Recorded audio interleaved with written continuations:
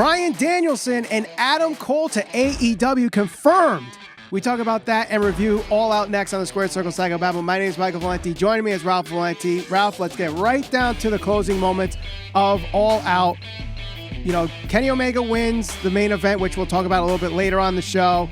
And he cuts a promo. No one could beat him. No one's up to my level, yada, yada, yada. The crowd's chanting yes, yes, yes, because they heard the rumors. They read the dirt sheets. Daniel Bryan's coming. Lights go out. Oh, shit, we're getting the American Dragon. Nope, we're getting Adam Cole, baby. He comes out. Crowd's going nuts. He stares down the Young Bucks, Kenny Omega. They play along with the BTE storyline. You know, remember what you did to me? You know, basically killing him off the show. Then he super kicks Jungle Boy. Everybody's hugging. They got the whole curtain call going on with the Elite. And Adam Cole does story time and, you know, how this is all great for them. And then all of a sudden, Flight of the Valkyries comes out. Daniel Bryan, now known back to his real name as Bryan Danielson, is All Elite. This is a seismic shift, Ralph. This, like a couple weeks ago, I mentioned that Vince McMahon would never regret someone leaving the company unless it was like a Hall or Nash type move. This is a Hall or Nash type move. This is huge, huge, huge, huge. AEW is here to stay, and they're going to be big players in the pro wrestling industry. Yeah, and what we got last night was really them going to the past in guys like CM Punk and Bryan Danielson, Daniel Bryan, whatever you want to call him, going to the past and trying to attract some of the fans maybe from WWE that followed those guys, but also looking to the future because, you know, Adam Cole, while he may have had some matches on the main roster, I think he was in a Royal Rumble. He had a match on SmackDown. He never really got that chance to go up to the main roster and do much of anything. Now, what led to his decision other than his friends being in AEW and it being a really hot program? We may find that out within the next coming months or a couple of years, and I'm sure he'll reveal all the reasons why he decided to go to AEW. But they're really building their future with guys like this who are coming fresh off NXT or fresh off the indie scene, and fans are into it, and there's a vibe there, and there's definitely like some type of pulse that you can put your finger on because you know, it's not like he entered the room or entered the arena there and it was just like crickets. They went nuts for him. They went right along with the Adam Cole baby. They popped big when his name came up on the screen. And as you pointed out, this is a huge shift in the atmosphere of pro wrestling right now, because when you have somebody like Tony Khan, who one is a billionaire, and it seems like they're having some success because they can offer contracts that are at least appealing enough to draw these guys away from the WWE. Right. But you also have television, and you also have distribution, and you also have the machine like TNT behind you. This is now where WWE is going to start to see some type of competition. And it doesn't necessarily mean head to head, like they're on the same night, like the Monday Night Wars, but just in terms of attracting different talent, contracts, allowing guys to work in New Japan or, you know, live stream their own Twitch, whatever it may be. That's where the competition is going to matter most to some of these guys. And that's why I think we're going to see a bunch more guys go back and forth between both companies over the next, you know, how many years going forward. Right. And, you know, obviously people are going to be talking about this and see what Vince does to either counteract or, you know, is he too far out of touch? Is he too old to compete with AEW with all these moves? We know NXT is getting a huge makeover with their whole Lisa Frank type freaking color scheme there and, you know, revamping what the NXT developmental program is going to be. You know, is it going to work? You know, or is he too far gone and, you know, he's got the wrong people around him. He doesn't have Pat Patterson around him anymore. NXT doesn't have Dusty Rhodes around anymore. So can they build and counteract with AEW, or is AEW have too much momentum right now? AEW has a lot of momentum right now. I think in the immediate future, there's really not a whole lot that WWE can do. I mean, honestly, what can they do? That we know that Brock Lesnar's back. Yep. It's not like they can call. Look, their way of reacting to maybe Bryan Danielson going to AEW would have been having, you know, Adam Cole debut on the main roster. Now, obviously, that's not going to happen. We know that some of the top tier talent that we saw in NXT go up through the ranks, go to the main roster, now has left and gone to AEW or elsewhere. So it's not like you can necessarily call one name up from NXT to be that guy that's going to really be the immediate reaction to or the counter strike to something like this. I don't think there's anything in the near future that they can do. They're just going to have to hope that whatever NXT ends up being, they can find that next big star. I've always been adamant that I think Riddle can be a guy, and I think that him and and Randy Orton and RK Bro can be successful. He's just not a guy that's going to be the answer to somebody like an Adam Cole or Bryan Danielson right now. So near future, at least Adam Cole. I will say Adam Cole. I think Adam Cole. I think in WWE, and this is part of the reason why he probably left, was he was not going to be a main eventer. He was not going to main event WrestleManias. He's not going to be a top guy. He could be a good hand. He could be an upper mid-tier guy. He'll get some WWE and Universal Championship matches, but he was not going to be the top guy. Now, in AEW, he doesn't necessarily have to be that guy. In WWE, he had to be that guy, you know? So if I'm Adam Cole, I have all the value right now, and I went with whoever's going to give me the best value in my contract, not just monetarily, but work-life balance and having my hobbies, doing my Twitch, and AEW is going to offer him more. I mean, the reports even said it. The Twitch thing was a huge thing for him, and if Vince McMahon is not going to bend on freaking Twitch, I mean, that's a problem. But at the same time, it's like Vince has got to think to himself, is Adam Cole that big of a guy that I'm willing to do that? And the answer obviously is no, because Vince, you look at him and it's like even Shawn Michaels in 95 was 30 pounds heavier than Adam Cole is today. I can't use him. That's probably how Vince, thinks of it, as I understand this guy wants to be here, but based on what I've seen from him and look at him, he's about here at the most. And you really have to do something special to break that glass ceiling. And outside of another yes movement, it's not happening. And I told you this before we started recording. The guy that I think is going to be most disappointed out of all of this, all of the fallout that we've seen over the last, let's say, 6 months, to me has got to be Triple H, because Triple H positioned himself and NXT in a way where NXT certainly overachieved, right? I don't think anybody really had any idea that NXT was going to be the go-to brand for, the hardcore fan. I think it got a lot bigger than they thought it was going to be. And I think the reason for that was because they had guys like Adam Cole, Johnny Gargano, Tommaso Ciampa, Aleister Black, like the core guys that you saw make NXT successful. Many of them have gone to the main roster and now left and gone elsewhere or gone to AEW. And some of them, especially a guy like Adam Cole, who certainly seems like he's poised for a very bright future, and a guy like Aleister Black or Malachi Black seems like he's going to have a very bright future. Now, who knows what's going to happen with Andrade? I mean, he's certainly positioned in a way that seems like he's going to find more success in AEW, but to go to Triple H and say, you know what, you did a great job with NXT, and just to continuously see these guys deflect and go elsewhere and just find success has got to be frustrating for him, but also frustrating because now they're going to him and they're like, yeah, we need you to repackage this. We need you to make it successful again. And it's like, that's got to be frustrating. And I think Vince somewhere needs to sit back and look around the room and say, okay, things have changed. Maybe the fan base, because something's going to happen in the next couple of months. We're really going to see with the ratings and the numbers, are fans going to be dedicated and loyal to WWE, seeing these people just continue to leave and go to AEW? And are they going to switch the channel and start to watch AEW? And Vince is going to have to sit back and say, okay, do I not understand the fan base? Is this not what fans want anymore? And who am I surrounding myself with? He's listening to guys like Nick Khan, and he's listening to guys like Bruce Pritchard and all these things. And you hear all these stories. Only Vince McMahon knows the conversations that those guys have behind closed doors. The rest of us, we could say whatever we want. We could read all the dirt sheets. We're only speculating. Right. But he's got to look at the guys around him who are telling him, that's not a main event guy. That guy's not a main event player. That guy can't be anything here in WWE. And he's got to say, maybe I'm not surrounded by the right guys, because obviously AEW is doing something right.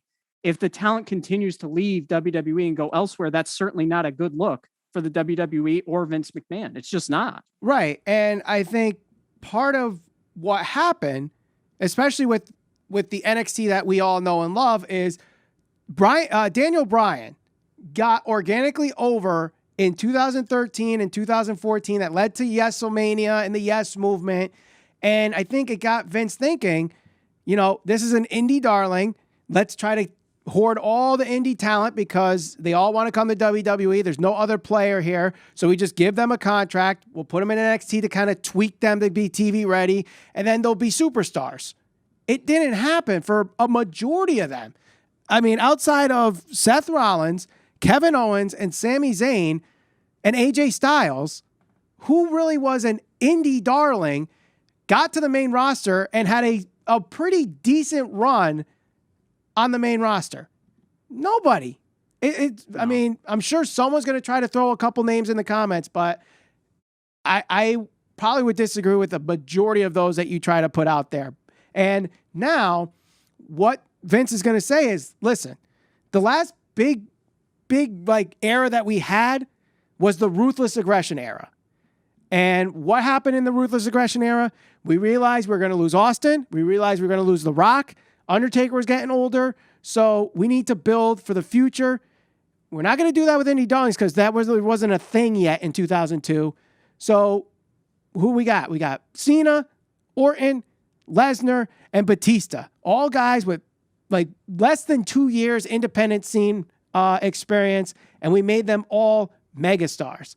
That's what they're trying to do now with this new NXT. Guys like Bronson Steiner, Parker Bardot. They just signed Gable Steveson. These are the guys that they're banking on to be that core four that they had in the ruthless aggression era. You're not going to get that with Johnny Gargano. You're not going to get that with Tommaso Ciampa. And unfortunately, you weren't going to get that with Adam Cole. So move on from that. And that's what they had to do. It sucks, but Adam Cole obviously is already better than where he was in NXT because, the glass ceiling was there, and he's going to make a name for himself in AEW. And Daniel Bryan, Bryan Danielson, obviously, they tried. They really tried, but obviously there was something just didn't click with what Vince wanted him to do and what Bryan Danielson wanted to do, and now he's in AEW. But Vince might see that and be like, listen, this guy's in his 40s. He might be a short-term answer, but long-term, I think we're going in the right direction. That's what Vince is probably thinking right now. I mean, we could all say he's panicking. We could all say that he might be out of touch, but we won't know probably for another 3 or 4 years. That's the thing. Yeah, and it's as awesome as last night was. There certainly is a part of me that's kind of upset and disappointed because, growing up watching the WWE and growing up watching so many of these guys be successful on the main roster, you hope that a guy like an Adam Cole or a Bryan Danielson, and I know Bryan Danielson did get certain opportunities, including this year, guys like that you would hope would main event like a WrestleMania or a SummerSlam in front of all those people. It's like, you may not get that. They're going to go in AEW. They're going to be successful. They're going to perform in front of a huge fan base, I'm sure, as it continues to grow. Mm-hmm. But just growing up and thinking that, the pinnacle of pro wrestling is to main event WrestleMania. That was a big reason why CM Punk left WWE, because he wasn't given that opportunity. And to think that those things may never happen for some of those guys unless, they decide to go back, it kind of stinks too. But at the same time, you look forward to what they're going to do in AEW because, as we've talked about, things have certainly changed and things have shifted, maybe in AEW's favor in some certain way. But I guess only the coming months and years are going to dictate that. Now you bring up the opportunities that WWE were not giving some of these guys, and that's why CM Punk left. Adam Cole probably wasn't going to get those. That's why he left. With these guys coming to AEW, that also means that some guys probably look like they were going to get that opportunity, might not get those anymore, and that could lead to some of these guys leaving AEW to go to WWE, and one guy that I think you have to keep your eye on, and it sucks because it's just bad timing of what happened in his personal life that led to him not being it all out, is Hangman Page. you got to keep an eye on him, because what do they do with him when he comes back? Is the momentum from Daniel Bryan and CM Punk so big that now you put Hangman Page on the back burner and, as I like to coin the term, Strowmanize him, where now you don't pull the trigger on him because we know CM Punk and Daniel Bryan draw, but Hangman, I don't know yet. Even though he's monsterly over, there's just not that sample size yet. So do you not pull the trigger on it because of the unknown? And then eventually he's pissed off. He leaves. He goes to WWE. A guy like Wardlow, a guy like MJF. Do they start, do they think like, the hell, they got Daniel Bryan, they got CM Punk? Am I now, at one point, a main eventer, now going to be an upper mid-carder? Who knows? Yeah, and we always talk about this on the show, and I think Jim Ross and Eric Bischoff comment on it all the time. Wrestling, there's two things that really attract the talent, creative and cash. WWE can certainly offer the cash, at least for right now. Are they willing to offer the creative? But to your point, I think there still is a way out of the debacle that they've kind of gotten themselves into with Adam Hangman Page. I think their next big pay-per-view is in November. Yep, November 13th, Full Gear. I think the direction that they should go with this is, if Adam Cole is going to be there long term, and the storyline behind that whole thing was they kicked him out of the Bullet Club. If Kenny loses the title to Hangman, maybe Adam Cole turns on Kenny Omega, and he becomes the leader of the Elite, and now those two can feud. CM Punk and Bryan Danielson. I keep saying Daniel Bryan. They can work their way up the rankings, but I still think that Hangman Page needs to be given that opportunity. But for guys like Wardlow, for guys like MJF, for some of the guys that are at that upper mid-card level who certainly want to be main event players, it's got to be a little frustrating to see that the talent pool is starting to deepen. They only have a couple of shows right now, so being able to go out there and showcase your talents gets a little bit harder every time they add somebody like a CM Punk or Bryan Danielson who has some name and credibility, because you got to know that those guys are going to get some spotlight over other guys. Mm-hmm. So as their contracts start to expire with AEW, you got to think that WWE is going to try and go after some people. And you got to think that, and I know people are going to say, oh, those people would never leave. Never say never in pro wrestling. A lot of people probably said Bryan Danielson would never leave WWE or any of the other guys that decided to. Or CM Punk would return to wrestling after 2014. Right. So as these contracts start to expire and as WWE starts to go after them, and rightfully so, to be honest with everybody, there's going to be people that'll say, oh, it'll never happen. There's going to be a couple of guys that do go to WWE, I would imagine. Right. It's just a matter of who are they going to be. Right. Now let's head on to the main show itself. Let's get back to the beginning. We bring up guys that left WWE and came to AEW. One of those guys is Miro, and his character, the Redeemer, has been very, very good. He's been dominant in his TNT Championship defenses until last night. Eddie Kingston playing this story of he knows his weakness, he's going to expose it and beat Miro. I thought it was a very good story, a very good opening matchup in my opinion. And we said the over and under 7.5 minutes ended up being almost twice that time, Ralph, where it was 13.5 minutes. I knew it was going to go over. I knew it. It wasn't going to be a 5-minute squash, but tell you what, it was a physical match. You saw the bruising on Miro's his chest there from when he was getting chops and chops and chops from Eddie Kingston. They were pretty vicious. I thought this was a very good opening match. Very good. Yeah, I got to agree. I was certainly off on the amount of time that this match was going to go, but it was definitely a good match for Miro. Eddie Kingston looked good in it too. So, yeah, definitely a good way to start off the night. Were you upset that we did not get Lana to debut here in this spot?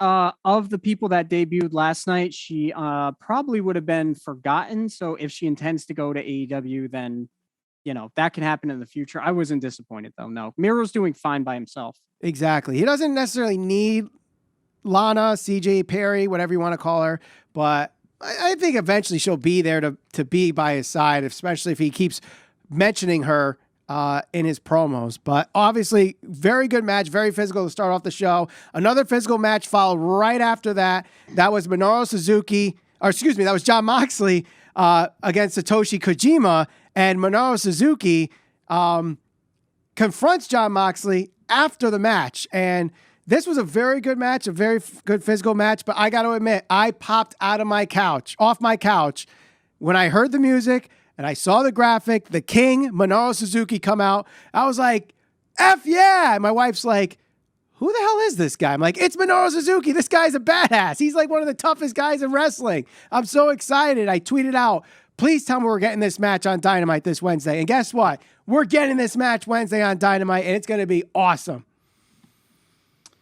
Yeah, absolutely. I mean, I think that this was certainly a surprise for the hardcore fans, something that they're going to be into, something that they can look forward to on Wednesday. But the match itself was good, definitely better than I anticipated it being, because, if you're not really a hardcore fan and you didn't know who this guy was going into the match there, then you probably weren't going to be all that into it. But it definitely was stiff, definitely a good match back and forth between both of them. And then obviously the surprise at the end, which, it's going to be hard to top a night as far as surprises are concerned, because it doesn't get much better than it does, by comparison to last night. But this was a really good first surprise for the fans there. Yeah, I definitely agree. And if you're a New Japan Pro Wrestling fan and you follow Minoru Suzuki, you know the physicality he's going to bring. And I don't want to say Haku level toughness, but he's up there. He's one of the toughest son of a bitches in the wrestling ring. And what we're going to see Wednesday, if you never saw the match between him and Jon Moxley in New Japan from 2019, go watch, or was it 2020? Either way, go find it, go watch it. It was a fun match, and you won't be disappointed on Wednesday. But let's head on to the next match, Ralph. It was the women's championship match, Dr. Britt Baker DMD against Kris Statlander. I'll admit this was probably the match going into the night that I probably had the least intrigue for. But I got to say, I think this was both Britt Baker and Kris Statlander's best matches in AEW. They were really good. No, I don't think there was a single botch except for maybe that suplex off the top. But Kris Statlander, did a very good job. She recovered that very nicely. And you got to give credit to your boy Orange Cassidy there for showing some oomph at the end, trying to get Kris Statlander into the ring. It even popped Tony Schiavone on commentary. Well, it got the fans into it too, because you don't normally see that from Orange Cassidy. And that's something that I touched on. He's going to have to show maybe a little more emotion if he's going to be this guy that a lot of fans want him to see, or want to see him end up being, whether he ends up, main eventing or being at that level. But we're not talking about Orange Cassidy right now. We're talking about Britt Baker and Kris Statlander. And I do agree. I thought this match was very good. I like the back and forth action. They had a lot of good spots where they were trying to transition between submissions and pinfalls. And there were some, I think Kris Statlander did a 450 off the top rope at one point, which she missed. I like this match a lot. Britt Baker continues to be the certainly most over woman in AEW, or maybe in all of pro wrestling right now. And also one of the most over wrestlers in pro wrestling right now. So the future is bright for her, because, you talk about people becoming free agents at some point. WWE is going to go after her, I'm sure, and throw a lot of money her way. But, just in terms of what they did last night, definitely a very good match. Yeah. And you gotta admit, Ralph, as a big Adam Cole fan as you are, and not knowing yet that Adam Cole was going to be there, you had to have popped for that Pittsburgh sunrise that Britt Baker put up. I absolutely did. And you know what? I was actually thinking to myself, between her and Adam Cole just having like a shtick that's so over, the Adam Cole Bebe along with the crowd and the DMD thing, I mean, that's just money. That's like branding. That's like marketing 101. That's just shit you put on a t-shirt that's going to sell out the door. Like, just like this Yes t-shirt. Those two, kudos to them. That's like an amazing power couple in wrestling right now. Yeah, not just those t-shirts that you bring up. How about these t-shirts behind me? These Squared Circle Psychobabble t-shirts, part of our merch store. You get 10% off our merch store. Link in the description. Use the promo code SCPB10. Shameless plug for the Squared Circle Psychobabble. But let's move on here, Ralph, to what I think was hands down the match of the night. And I texted you right before this match, and I was like, the pace of this show is good. 3 matches in, already only an hour in after the first 3 matches. You're probably going to get done by 3.5 hours. Very good pacing. I just hope that this match doesn't ruin it. And while it was a long match, these guys, holy crap, man, they brought it. And it wasn't the spot fest that we got from their ladder match 2 years ago. This had the crazy spots, but it told an amazing story. They found a way to get the Young Bucks to get Brandon Cutler involved, even though he couldn't get in the cage with the thumbtack sneakers. The blood on Penta's face through the mask, him trying to protect Rey Fenix, the dive off the top of the cage, the Canadian Destroyer off the top rope. I mean, there was a lot. And the crowd was so invested in the Lucha Brothers. And that's what you want to see from a crowd. You don't want to, yes, they did the "This is awesome" chant, but they were chanting Lucha Brothers. I think there was an F the Young Bucks chant at one point. They were calling the Young Bucks a-holes. That's what I love from a crowd. They cheered the faces, they booed the heels, and they told an amazing story. Easily the match of the night. I got to agree, and especially for two teams like this, that a lot of people will be so quick to point out, oh, it was just a spot fest, or however you want to analyze the match. I mean, one, the pace of the night overall was very good from beginning to end. I never got to the point where it's like, looking at the clock and I'm like, damn, this is a long show. And this match was one of those matches where you get a little nervous, like, okay, are they going to overstay their welcome? But they didn't. They delivered in the ring big time. They went back and forth, which is what you'd want to see from supposedly the two top tag teams in AEW. I think it was certainly the right call with the title change, because I think we predicted all the title matches going the way that we thought they'd go. Yes, we did. Going. But if there was one team that deserved to win and was so over to the point that the crowd was just going nuts, it was the Lucha Brothers. Them getting that big comeback at the end was awesome. The fans were going nuts. I got to agree. This was definitely the match of the night in my mind. And, for anybody that listens to Jim Cornette, and I'm there may be few and far between that actually follow him and follow our podcast too, but he always touched on a couple of things about the Attitude Era. One of them being that, with like a guy like Steve Austin or with the mud hole kicking and things like that, it didn't matter because the fans were so invested. If it wasn't good, people were going to buy into it.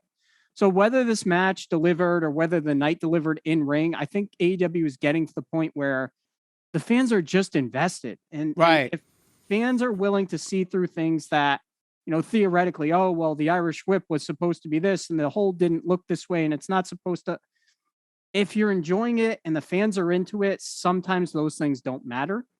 This was a good example of, even if it didn't work in ring to the purist, it was still very good and entertaining and the fans were into it. Yeah. So that's what matters. I totally agree. And I think what really set the mood of this match to really put behind the Lucha Brothers was that entrance. And listen, I'm not a fan of, hip hop music and rap and, the Spanish speaking music, whatever, but that was an awesome entrance. And the crowd were so invested into that entrance. I'm like, this match is going to be the match of the night just from that entrance alone. And they delivered. And the pop of the night, I don't know if you agree with me on this, but I think the pop of the night was when they hit the BTE trigger on Penta. And he kicked out. And Rey Fenix avoided the 3 count. The crowd blew up. Yep. Because I think a lot of people thought that's where the match was going to end, because I certainly was like, okay, well, the Young Bucks are winning this match now. Yeah. But it didn't happen. No. And like, you could like feel the crowd deflate. And even I felt a little deflated. Like, this is how the Young Bucks are going to win. Oh, what a low point way to end this awesome match. And then Rey comes out of nowhere and wins. And it's just a great match. And I obviously, in our community poll, I think it was like 78% said that this was the match of the night. So easily the match of the night. But let's move on to another big moment here. We talk about people leaving WWE, coming to AEW. Ruby Soho is now All Elite. And not only is she All Elite, Ralph, she becomes the Joker in the Casino Battle Royale and wins the damn thing. She's not even in AEW 5 minutes. She's already booked better than she was in WWE. She certainly is. And she came out to the right theme song. When I was growing up, that was probably one of the first albums I bought, Out Come the Wolves by Rancid. So anybody who is not familiar with that album, check it out. Very good album.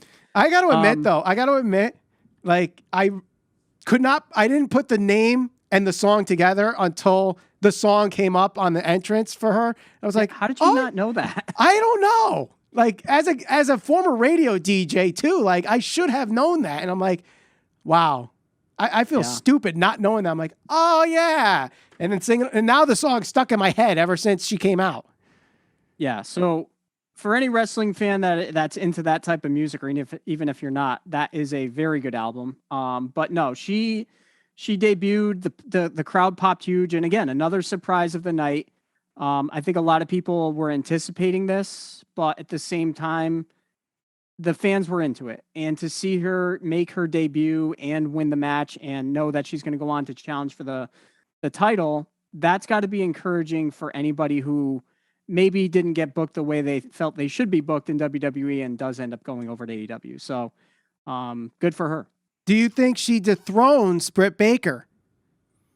I don't think so. No, I think if anybody's going to do it, I still think Thunder Rosa's the one to do it. But at the same time, like I said the last time recorded, I still don't think that they take the title off her anytime soon. I wouldn't.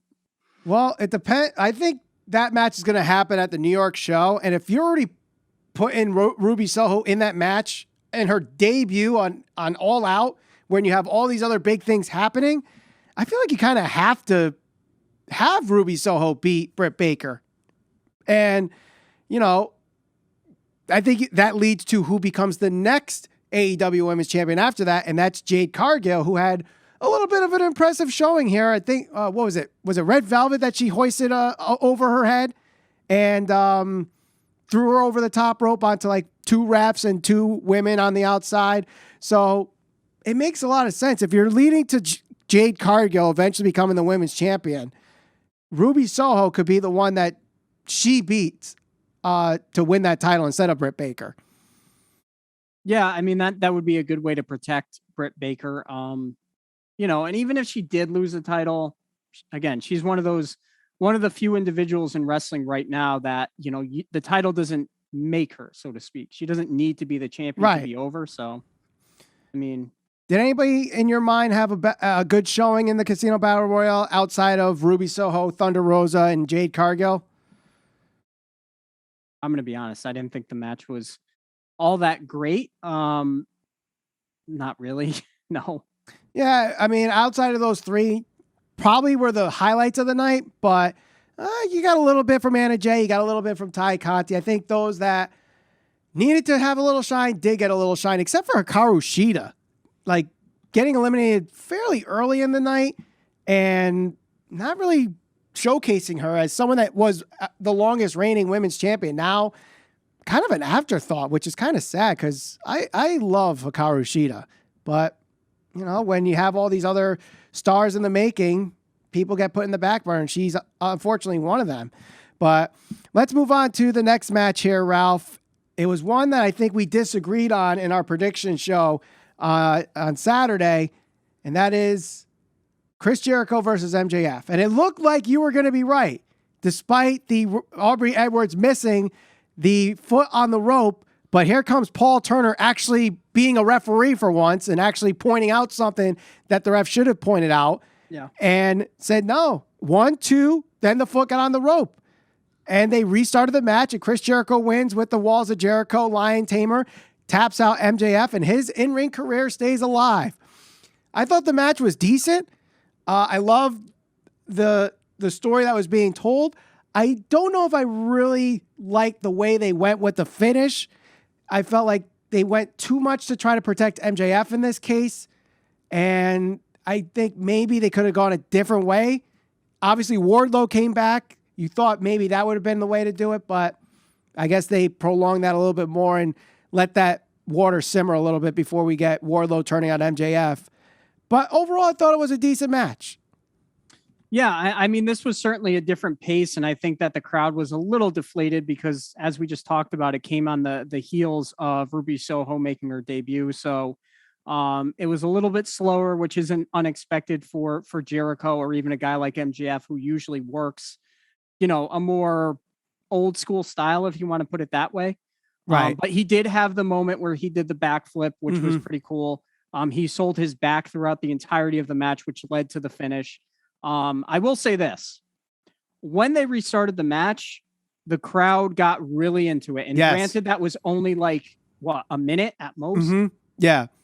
That really kind of breathed new life into this match and gave the fans the moment that they were kind of hoping for. And they erupted for Jericho when he won.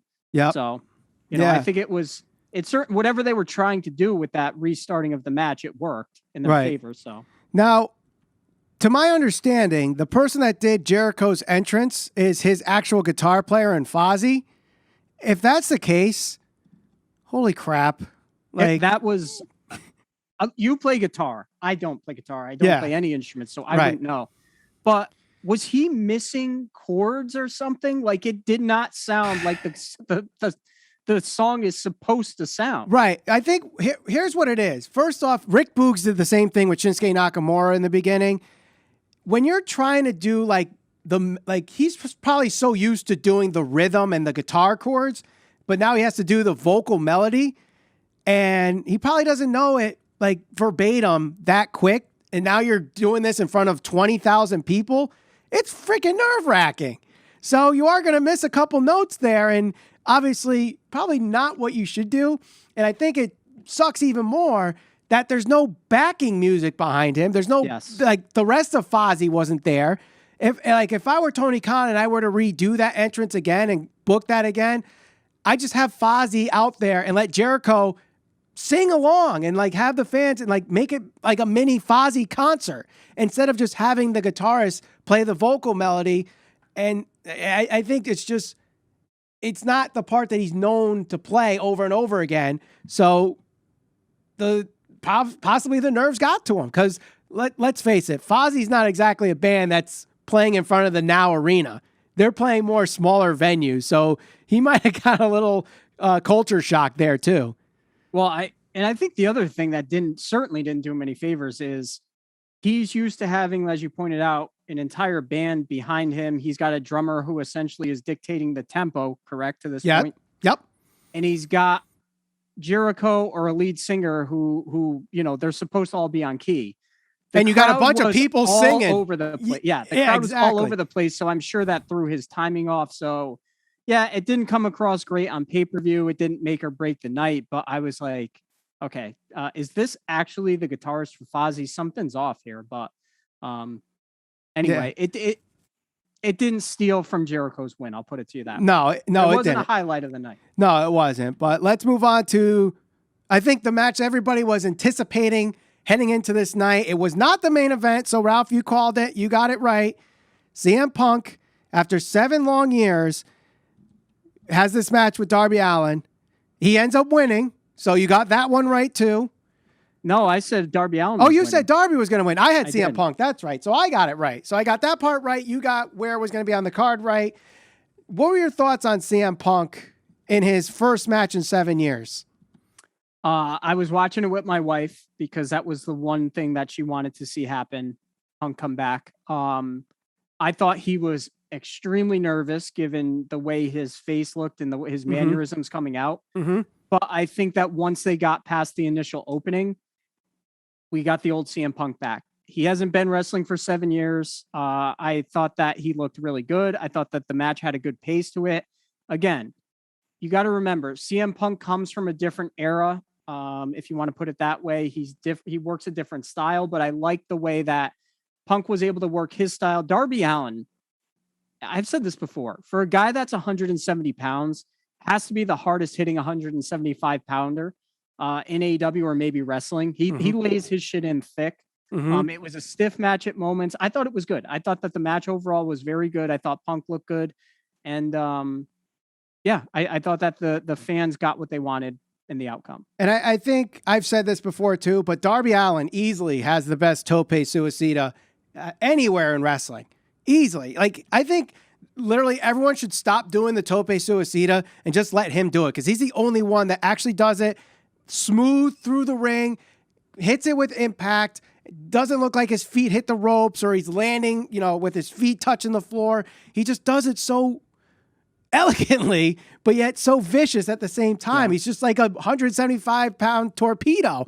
And I got to agree with you there. Like, for his size, he definitely lays it in there, and they did a fantastic job in this match. Given the circumstances, I felt like with Punk, it was the same thing that we saw with Christian Cage. It wasn't a 5-star classic. He still had to get his bearings set, but once he did, there it is. And I think he just needs more repetition. Yeah, and with Darby, he's just one of those guys that he can lose however many times, and I don't ever really see him losing anything with the fans because they could always build him back up. He's always going to be the underdog because he's smaller than just about 90% of the roster, I would think. Outside of Marco Stunt. Yeah, and even Punk isn't like one of those guys. Like, he's not a muscle-bound guy or like a jacked-up bodybuilder type, but he's certainly smaller than Punk. Mm-hmm. So Darby, even though he lost, I don't think he loses anything in this. So I think he'll be fine.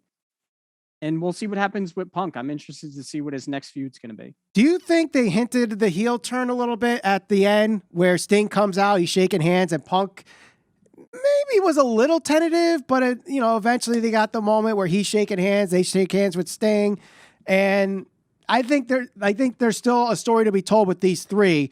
Perhaps it ends up with Sting versus CM Punk. Yeah, I mean, Sting said that he wished he could have shared the ring with Punk. I don't know if I'd be interested in that. I don't know how many fans would be interested in that, but I always thought Punk worked better as a heel anyway. So if he does end up turning heel, fine by me. Right. Now, do we have to go over Paul Wight versus QT Marshall? Nope. All right, then. We're going to the main event. Kenny Omega retains the AEW World Championship against Christian Cage. I got to admit, I think because we know there's a surprise coming at the end of this match. We know Kenny Omega is going to win. It sucks for Christian Cage, but I just could not get into this match. You knew Kenny was winning. You knew something was going to happen after the match. So while it was a good match, you can't get invested into it. And that's kind of the reason why I said this probably shouldn't have main evented. You got to go with Punk. But obviously we know what happened at the end, so it made sense. But I feel bad for Christian Cage in this moment. He finally gets the main event, like a big pay-per-view, like as close to a WrestleMania, and like he's an afterthought. I mean, he's an afterthought because of the appearances and because of the debuts and things of that nature. So the match itself, I thought was good. I thought the outcome was predictable. I think most people felt like Kenny Omega was going to win. As soon as I saw Kenny win and grab the mic, I felt like we were going to get some type of surprise. I didn't know if it was going to be Adam Cole or Bryan Danielson, but we ended up getting both. And that's the one thing I'd be a little wary of if I'm AEW, because, debuting wrestlers and guys deflecting and things of that nature, that can't be the norm. We see that all the time with the Royal Rumble. Fans get deflated because all of these rumors start on the internet and everybody's supposed to come back. Kenny Omega was supposed to be in the Royal Rumble. CM Punk.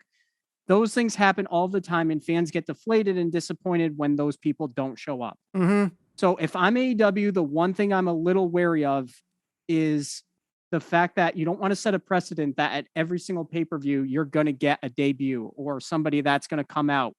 Because one, it can take away a little bit from like main events like Kenny Omega and Christian. But two, you kind of set yourself up for situations where fans can be disappointed if people don't show up. But other than that, I thought the main event was very good. I thought we got the surprises at the end.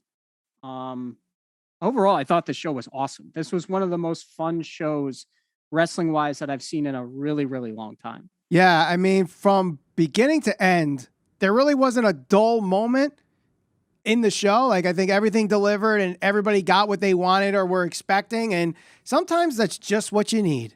That's just what you need from a wrestling show. And, I mean, we've seen several tweets on Twitter from even big name guys and journalists and wrestlers that are just like, AEW just gave you what you want, and that's just what you need. And that's something WWE has not really done in a long, long time. And even when they do, they find a way to F it up months later.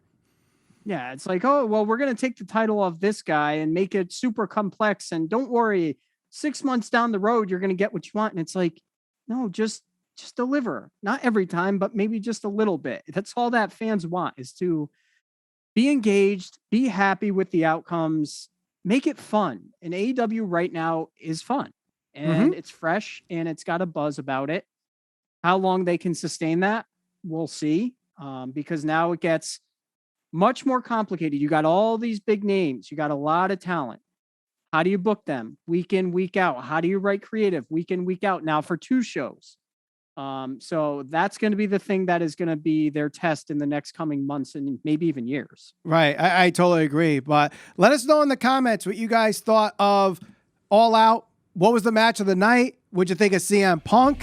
And what'd you think of the debuts of Adam Cole and Bryan Danielson? And don't forget to share this over social media on Facebook, Instagram, and Twitter at SCPV Podcast. Subscribe, hit that bell, and we'll see you on the next episode of the Squared Circle Psycho Babble.